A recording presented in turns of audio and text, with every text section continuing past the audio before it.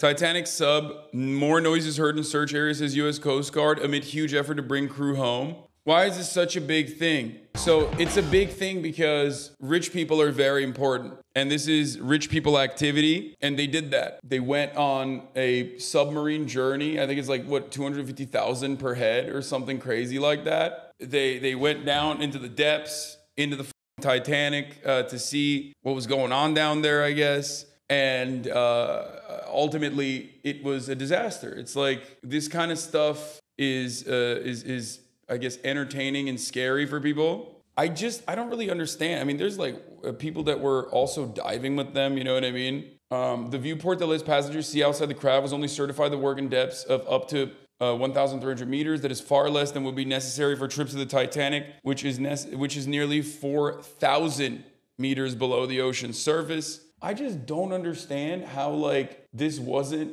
something that they accounted for. Like this is what they do. James Cameron did this trip 33 times. Yeah, James Cameron is like an experienced diver. With these billionaires in these tubes. We got a billionaire or other rich people in a tube, a sealed tube. Look, because they want to see the Titanic? You can just rent it on VHS. It's a 2-cassette VHS tape, my dude. They paid $250,000 each. $250,000. Some of you don't understand the concept of that amount of money. That is an okay house in Ohio. It's a sealed tube. It's riveted shut. You cannot open it from the inside. It has no windows. There is one button and there's a screen. You're not even looking at the Titanic with your own eyes. You're looking at a screen that has the camera pointed at the Titanic. So if you want to rip off a billionaire, here's what you do. Hey man, we're gonna go to the Titanic. Oh, that's great. Hop in my tube. Ah, no, there's no windows, but you can watch the TV screen. Lower it down, like just under the water, and make sure it jiggles. Oh, run into some undersea turbulence. Okay, normally I feel like he yells a lot. You know, his commentary is fine, but this video, or especially the takes, specifically revolving around the tube being lowered to a certain degree, and then like faking it like you've actually gone down into the Titanic, I think is a great take. Why didn't they just lie? I want him to be found because I need to know if they succumb to cannibalism. I mean, they're dead. It would be legitimately shocking if they were alive by the time they find it, if they even find it at all. My friend in Turkey just bought that controller a couple months back because it's cheap. That should say a lot about their safety protocols. Yeah, these motherfuckers were using like the cheapest Logitech controller they can. I think using controllers of that sort is normal process for a lot of this shit, which is, I guess, surprising, but I don't know. They detected banging as of an hour ago. I mean, yeah, the search mission is still going. I mean, they're fucking billionaires. Of course it's still going. These are like the most untouchable people in society. You know what I mean? These are the people that are not supposed to have these kinds of issues. I mean, if you're dropping 250 bills to go fucking down there and see the goddamn Titanic and then, you know, this kind of shit happens is a bit wild. Hi, my name is Stockton Rush. I'm the CEO and founder of OceanGate. Let's take a look at Titan. So we're coming into the sub. This is the only toilet available on a deep diving submersible. Best seat in the house. You can look out the viewport. We put a privacy screen in, turn up the music, and it's very popular. We have our control screen here, our sonar screen here, and we can put any image we want in the back. We've taken a completely new approach to the sub design, and it's all run with this game controller and these touch screens. So if you want to go forward, you press forward. If you want to go back, you go back. Turn left, turn right, go down, go up. And it's Bluetooth, so I can hand it to anybody. And it's meant for a 16-year-old to throw it around, and super durable. We keep a couple of spares on board just in case. Okay, that's a bit crazy. Like, you watched that and you were like, this is my shit? Death by Joy-Con drift? I mean, this is crazy. Our completely privately funded operation, and we're funded by, we call mission specialists who help support the mission. So they take quite a bit of money to come and join us. Years ago, the Russians took tourists out to the Titanic, and it was just sort of a look and see thing. We really are focusing on the science around it. So we want to document what the wreck is like now, and also try to predict what it'll be like in the future. It's continuing to decay, and it seems to be accelerating. It's being eaten by a bacteria, so it's literally being eaten by the ocean. It's not rusting away. So these things that are called rusticles are actually the byproduct of a bacteria that eats the iron. And as it does that, these decks are collapsing. The promenade deck continues to collapse forward. We saw some of the railing is starting to lose its structural strength, which is really a sad thing. That's when it's going to stop looking like the Titanic. Dude, how do you start a business where you're like, there's a market for this, for just like really wealthy people that have enough money to go down to the depths and like go see the motherfucking Titanic? And it's like, it's enough. Like you can make enough money doing this. I guess part of the reason why you can make enough money doing this is because you don't have the best safety protocols. Definitely heard about the missing small submersible that had a bunch of rich people inside. A billionaire, a Pakistani multimillionaire, the CEO of the Pakistani multimillionaire's son, and I think there was one. I think it's 5 guys, and the guy who was like piloting it. And look, it's been a huge thing on the internet about like people joking about it, including myself, but not even talking about that right now. Just something that I want to say about it, which is the following. It is not lost on me that people will pull out a scalpel to make the most razor-thin distinctions on what is acceptable to say about it, like how callous people are being or how they're joking about it, in regards to some of the richest people on the planet effectively killing themselves like morons, but will give absolutely no grace or will not pause when talking about the experiences and problems and troubles and struggles of people that live in poverty. And this is just an example. Last week, off of the Greek coast in the Mediterranean, there was a capsized ship with over 500, somewhere in the ballpark, 500, 700 refugees. The exact number is not known. Over 500 of them are presumed to have drowned, men, women, and children. Refugees from Palestine, from Egypt, from places in North Africa, right? They are poor people at the very end of their rope with no other possibilities, who are just trying to survive. They want a better life for themselves and their families, and they have to risk it all. Could you tell me that happened? Was there a second of coverage on that, of over 500 people drowning, human beings? No. Yeah, someone in the chat pointed this out. It's a really good take. Same people that say homeless people are like drug-addled zombies completely fucking forget that, you know, rich people do drugs too, like all the fucking time, as a matter of fact. But when they're doing it from the comfort of their homes. You know, when they are addicted to drugs, it's not in your face. It's not as disruptive, I guess. It's our perception of the matter. People immediately want to rush to be like, I have a principled stance on, you know, billionaires being spoken about like this, but they make no mention of atrocities that poor people face to get a better life for themselves, who are seeking a better future for themselves. Ultimately, I don't care about the fucking billionaire submarine situation. I didn't really cover it that much. I get why people are so callous and show indifference to life when it's when it's like a bunch of billionaires engaging in like the dumbest thing possible. You know what it reminds me of? This situation reminds me of a lot of people trying to tackle Mount Everest. Also a profoundly expensive endeavor. You have a Sherpa that basically holds your hand the entire fucking way, and yet people die all the goddamn time. And it's just like most people who are inexperienced, who are just going up there for a fucking photo. You know what I mean? Not talking about like experienced climbers who do this kind of thing. I'm talking about people who want to conquer the mountain. You know what I mean? Take a photo and basically showcase their accomplishments. You're just, I don't know, you're just fucking, like, it's hard to look at how awful the world is and look at your own personal circumstances and then look to profoundly wealthy, profoundly fortunate people and recognize their humanity when they are objectively taking risks that are ridiculous. Obviously, opportunities that are completely unaffordable and completely shut off to the average person who would never even imagine themselves in a situation like that. And that's where the lack of humanity comes from. That's where people have a hard time recognizing the humanity of like these profoundly wealthy individuals. Cardi B, Submarine, Suntae. That's missing on the water from that submarine shit. One of the billionaires, their stepson, is at a concert, right? At a Blink 182 concert. And people is like, well, what is he supposed to do? Be sad at the house? Is he supposed to go look for himself? Yes.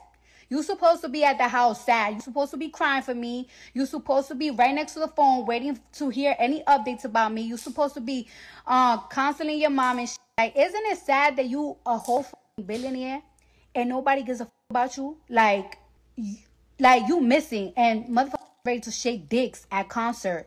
That's crazy. I'd rather be broke. I'd rather be broke than and poor, but knowing that I'm loved. There's so much going on here with this Attack on Titan filter. Like what the fuck is happening? Why is the Attack on Titan filter cupping her titty?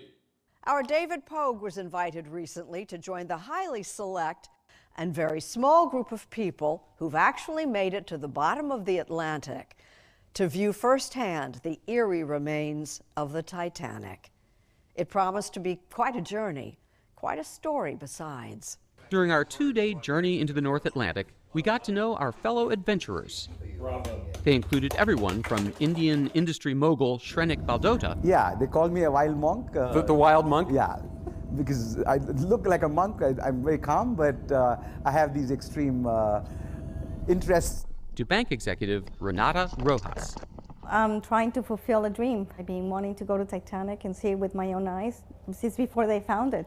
She's been saving up to see the Titanic for 30 years. Dreams don't have a price. Some people want a Ferrari, some people buy a house. I wanted to go to Titanic. Dude, I will never understand it. You know, I usually take a don't yuck other people's yum kind of approach to situations like this, but this is just so wildly dangerous too. Like, it just doesn't, I don't know. I'm not like a big explorer, dude. So it's extra hard for me to look at a situation like this and be like, yeah, that's fine. It's valid. An experimental submersible vessel that has not been approved or certified by any regulatory body and could result in physical injury, disability, emotional trauma, or death. Where do I sign? Inside, the sub has about as much room as a minivan. So this is not your grandfather's submersible. We only have one button, that's it. It should be like an elevator. You know, it shouldn't take a lot of skill. And yet, I couldn't help noticing how many pieces of this sub seemed improvised. We can use these off-the-shelf components. I got these from Camper World. We run the whole thing with this game controller. Come on! It seems like this submersible has some elements of MacGyver-y jerry-riggedness. I mean, you're putting construction pipes as ballast. I don't know if I'd use that description of it, but there's certain things that you want to be buttoned down. So the pressure vessel is not MacGyver at all, because that's where we work with Boeing and NASA and the University of Washington. Everything else can fail. Your thrusters can go, your lights can go, you're still going to be safe. Your controller can drift. Wonder what happens when that happens, you know? Think about that. Only bad things happen in the ocean. Yeah, surfing is cool, but you're taking your life into your hands every time you paddle out. Yeah, but like, there's a difference between a hobby, a sport, an activity, and the understandable risk that you're taking on when you engage in such an endeavor versus something like this. There's always a cost-benefit analysis where you have to look at a situation and assume risks, understandable risks, and weigh them against the benefits of engaging in said action. And there's obviously a difference between, like, someone said, oh, well, you know, you love going to Japan. You know, these guys want to go to the Titanic. Titanic is kind of like, you know, their Japan. That's what someone said in the chat. It's like, yeah, there's a risk when you fly, I guess. But you know, it's infinitely smaller. Hypocrite? Yeah, I'm a hypocrite. I travel to Japan. These guys travel to the Titanic. It's also not $250,000 to travel to Japan. So there's that too. I feel the same way about these people trapped as I would anyone croaking on Everest or someone blowing up on a tourist space flight. You took the risk. Exactly. It's hard. It's hard for me to sit here and act like I give a shit about this. You know what I mean? Like, I can't get myself to care. I know that there was like a normie there too, right? Them traveling to the Titanic is probably you traveling to the grocery store in terms of money spent. Yeah, that too, for sure. The crew closes the hatch from the outside with 17 bolts. There's no other way out. Here's how the launch is supposed to go. The sub is attached to a huge floating platform. We're in the water, we're floating. Woo! They are going to come and prepare the platform for the next phase, which is the sinking. The platform submerges to around 30 feet, where the water is much calmer than on the surface. You're in the water, people. Divers detach the sub from the platform, and away you go, in theory. Hull integrity, holding. Our dive in the OceanGate submersible had made it down only 37 feet when this happened. So apparently those floats there came off the platform, and that wasn't supposed to happen, so we're scrubbing? Yeah, I think that's the consensus up here. Copy that. I was crushed. My diving adventures were over. Every expedition has its challenges, all of them. I have not been in one expedition where things have to be adjusted, adapted, changed, or canceled at the end of the day. You're at the mercy of the weather. Renata Rojas speaks from painful experience. Over the years, she's been booked on 3 Titanic expeditions. All 3 were canceled. You just cry a lot and just keep the dream alive because it's something that I have to do. I'm not gonna lie, this is making it so much harder for me to feel bad. It's just like the more I see people that are like this attached to seeing a fucking inanimate object that is like dead by even inanimate object measurements, you know what I mean? That's the funniest part. Like, you know how people fall in love with roller coasters and whatnot? At least the roller coaster is like an inanimate object but alive. The Titanic is like even dead by inanimate object standards. You know what I mean? It's just like you're there to see the corpse of an inanimate object. OceanGate CEO challenging the very concept of safety in a CBS interview. There's a limit. You know, at some point, safety just is pure waste. I mean, if you just want to be safe, don't get out of bed, don't get in your car, don't do anything. At some point, you're going to take some risk, and it really is a risk-reward question. I said, I think I can do this just as safely by breaking the rules. That's awesome. Well, that's cool. This guy seemingly has some great ideas.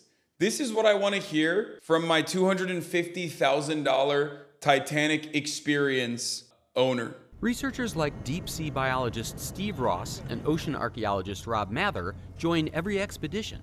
In effect, the passengers are funding their science. How scientific is this expedition? I don't do show science. So our job is to do real and important and valid work. On our 6th day at sea, the weather cleared. The dive was a go. Titan, sitting at 3742 meters, reports on bottom. But that was the last of the good news. There's no GPS underwater. So the surface ship is supposed to guide the sub to the shipwreck by sending text messages. Turn 30 degrees right? Probably, yeah, 30 degrees. But on this dive, communications somehow broke down.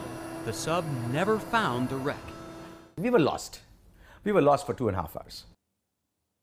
Bro, there are 1 million red flags. Every part of this story is almost completely and utterly filled to the brim with red flags. Like this literally was like, hey, guys, I've built a contraption. It costs $250,000 and you maybe get to see through a monitor something that you find to be cool, whatever it is that you like.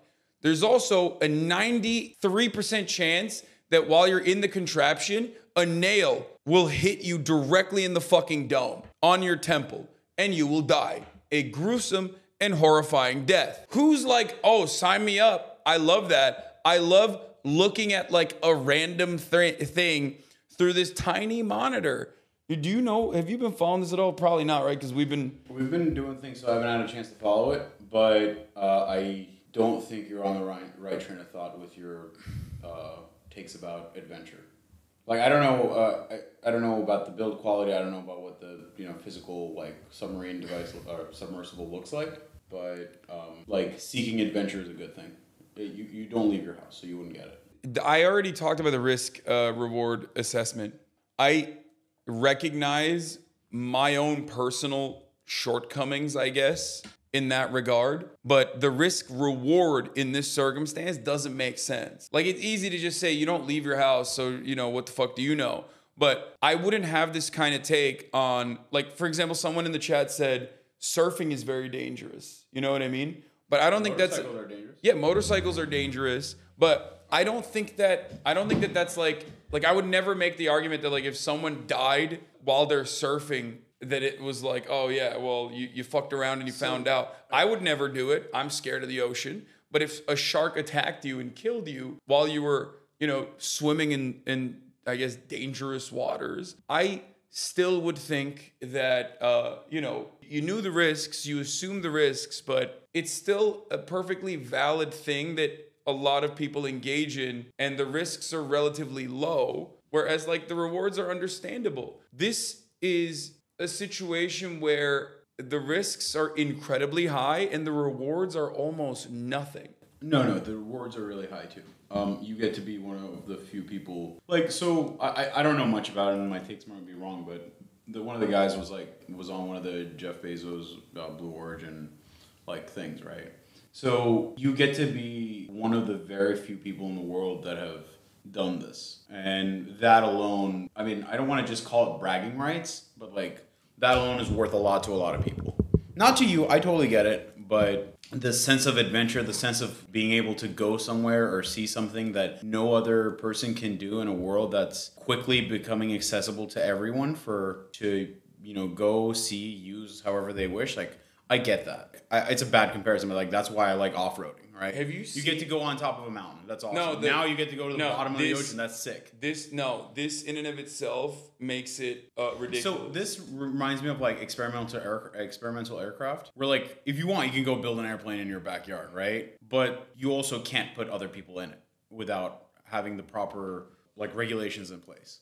Obviously, the ocean is not regulated in the same way. I made a comparison to Mount Everest, which has like become, it's like slowly but surely getting destroyed right now because wealthy people have turned it into a relatively accessible form of posturing and claiming that this is an accolade, this is an accomplishment that you did. It's like, I mean, you're being fucking handheld and carried by a Sherpa for the most part, but like ultimately it's just for like a photo and to say that you did it.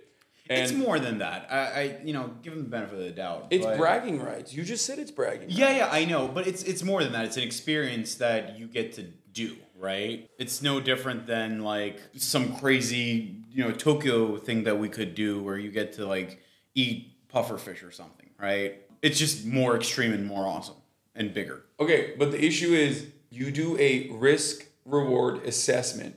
Everyone obviously has a different one. But there are certain edge cases that fucking make sense. Like, you signed up for something that has an incredibly high likelihood of failure. Especially because... I would call it incredibly high. Hold on, it is. You're absolutely wrong on. It's definitely higher, like substantially higher. But like, it's not like, 1 out of 2 people were going to die. Look at the situation. Okay. David Pogue. Remember my voyage to the Titanic last summer? In OceanGate's homemade carbon fiber sub, they took passengers out again this summer, but as of today, the sub is lost. Do submersibles have something similar to an aircraft's emergency locator transmitter that can be detected by searchers?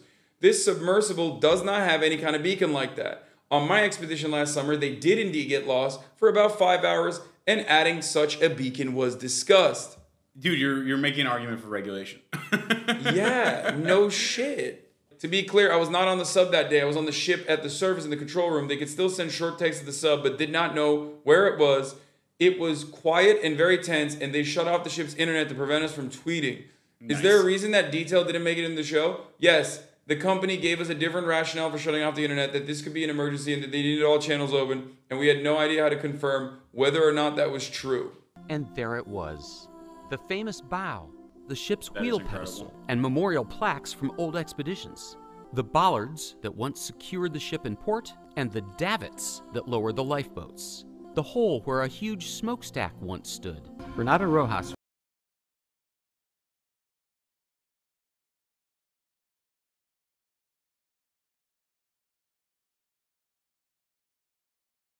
I cannot begin to tell you how fucking stupid all of this looks to me. I Okay, know. you obviously don't get it. I am, obviously, I'm admitting that I'm like not the clientele for this kind of thing, okay? I'm not. Like that footage that we saw, obviously disregarding what happened, right? Because that was when this was made, they didn't know about it at that time. It's like incredibly moving. It's, what? Dude, you're such an adventure junkie that I think like you understand the principle behind why people take risks for, I don't know, rewards that others would consider to be not worthy. But this is like, you can still think outside of that. Like, you're operating on the principle of the matter, but for some reason you're not seeing that like there could be situations that are just unnecessarily risky for the reward that is like profoundly limited. I get it. You're not an adventurer. Bro, the Titanic literally sucks. It's the most overstudied shipwreck of all time. It's fucking pointless. It is a gravesite now. We should be studying sunken Spanish treasure boats. Yeah, that sounds great. Yeah, Let's that do sounds okay. That sounds way cooler. I wasn't talking about particularly the Titanic. Just like going to a place that we are not supposed to be, and seeing something in its as nature takes over. Also, this is like a horrible argument. Do you think traveling to space is worth the risk? I'm not comparing. First of all, I don't have. But it's a great point, by the way. I don't. No, it's not, because it is. I don't have an issue with motherfucking scientists and astronauts going to space. They're not going to space to fucking finger blast themselves on the ISS. They're going to space for research purposes. And once that research trickles down, I guess, to like ease of access for the mega wealthy, inevitably that will open up more opportunities. Right now, the cutting edge explorers that want to put their money where their mouth is to explore uncharted territories in space travel in a commercial way for no research purposes whatsoever, if they fucking die, that's an L. That's a major L. No one's arguing this isn't an L. This is like a very sad and even tragic situation. And even then, like Blue Origin, SpaceX, all these fucking companies, even then they have to abide by incredibly strict standards, even if they are at the cutting edge of technological innovation. This guy wasn't at the cutting edge of technological innovation. He built a concept. He was in some and not in many others. Dude, no, he wasn't. We have submarines. We have nuclear submarines. We have so many different kinds of fucking depth exploration tools, and it blows my fucking mind that regardless of the fact that we have all those depth exploration tools. I just want to do like a series of videos of you throughout history, and they're like doing the first flight, and you're like, no, I gotta sit here. I gotta sit at home, guys. It's too much risk. I won million. They're like, we're gonna do the first flight. We're in a like hunter-gatherer tribe, and we're like, all right, we gotta go explore. They're like, no, it's cool. We just gotta sit down and stream at home. You're gonna go on a voyage to like explore. Lewis and Clark are about to depart, and you're like, no, dude, guys, it's too much risk. It's too much risk. Don't do it, dude. You're quite literally describing the most obvious thing. Yes, I would not. But you're not on the submarine. You're saying why would somebody go on the submarine? Those are the guys who go on the submarine. I don't know if you're being purposely obtuse or like you're so horny for adventure that you're like, no matter how fucking idiotic it is, like I'm on board. It's like bungee jumping exists and it's like relatively safe. And now you're going with a company that's like telling you, yeah, this is a new type of bungee jumping where there's no fucking rope. The technology or the rope might snap at any given moment. The technology exists. This application is new. That's the difference. It's not even true. You're not right. There are commercial submersibles from what I understand. That go to that depth? Bro, James Cameron and research vessels have gone down there 1 million fucking times. For $250K a person?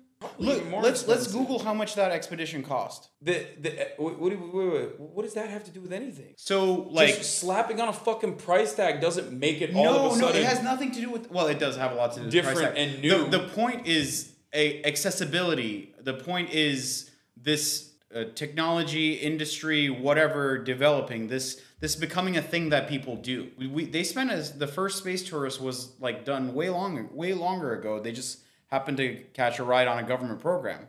Yeah, back in 2001, an American couple made history when they wed in a submersible amid the Titanic wreckage. They won a contest held by a fledgling diving company and used one of the submersibles used during the filming of the 1997 Hollywood movie. What the fuck? It cost $36,000? Wait, what? Bro. I mean, but that actually, that's a super great counterpoint to me, right? Because, like I said, I don't know much about this industry, but it sounds like they had a better way of doing it. Bro, I literally told you that there were built submersibles that have gone down there multiple fucking times. It's costing taxpayer money to try and find them. Oh yeah, 100%. Yeah, this is yet another instance where you got a fucking dickhead who is cost-cutting in the dumbest ways possible, cost-cutting in the dumbest fucking place possible, and then selling it to you like it's innovation. They always do this shit, and it works. His reaction is a perfect example. Murad is a thoughtful person. He's a considerate person. He literally built spaceships. And here he was advocating for it on the principles that, like, oh, well, it's innovation, and innovation requires taking risks. Smart risks.